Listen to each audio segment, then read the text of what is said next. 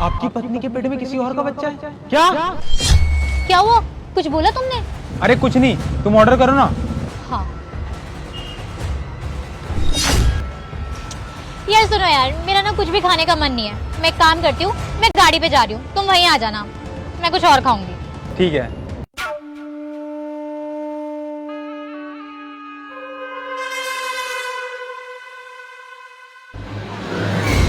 अबे ओए, क्या बक रहा है? तेरा दिमाग तो खराब नहीं हो गया?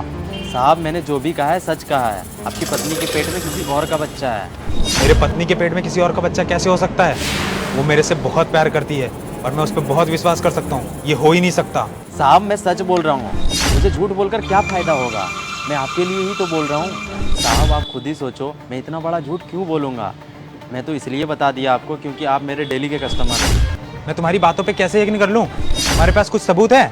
देखो साहब मेरे पास सबूत तो नहीं है, लेकिन मैं आपकी पत्नी को किसी और लड़के के साथ बच्चे के बारे में बात करते हुए देखा। उसने कहा मेरा बच्चा ठीक तो है, मुझे लगा उसकी पत्नी है, लेकिन मैंने आपके साथ इस लड़की को देखा, इसलिए मैंने आपको सच बता दिया, क्योंकि मैंने अपने कस्टमर के साथ धोखाधड़ी नहीं देख सकता। अगर तुम्हारी बातें गलत निकली ना तो मैं तुझे इस होटल से निकलवा दूंगा, और अगर तुम्हारी बात सही निकली तो उसकी खैर नहीं। ठीक है साहब। ठीक है, मैं देखता हूँ तुम्हारी बातों में कितनी सच्चाई है। चलता हूँ मैं।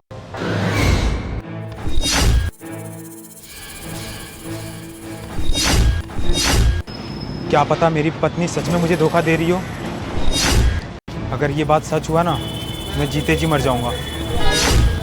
जाता हूँ पार्क और देखता हूँ सच्चाई क्या है। देखो मैं ना तुमसे अब नहीं मिलूंगी, मेरे पति को पता चल गया ना तो खामखा में दिक्कत हो जाएगी।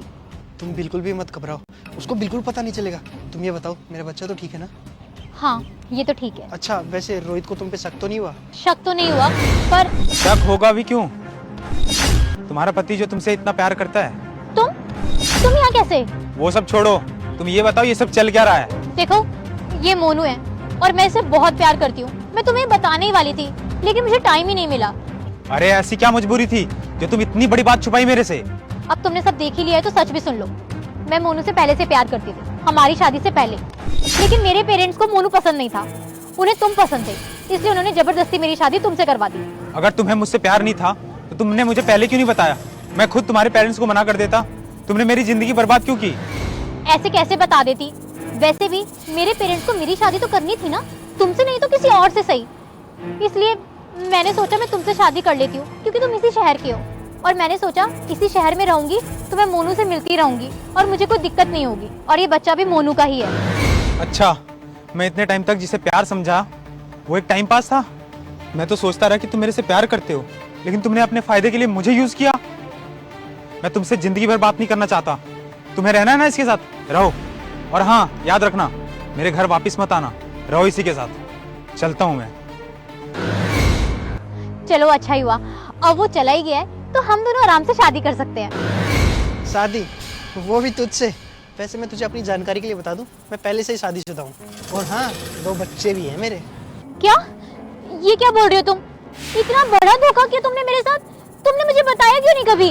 अच्छा मैंने तुम्हें धोखा दिया, और तुमने जो अपने पति और अपने माँ बाप के साथ किया वो क्या था?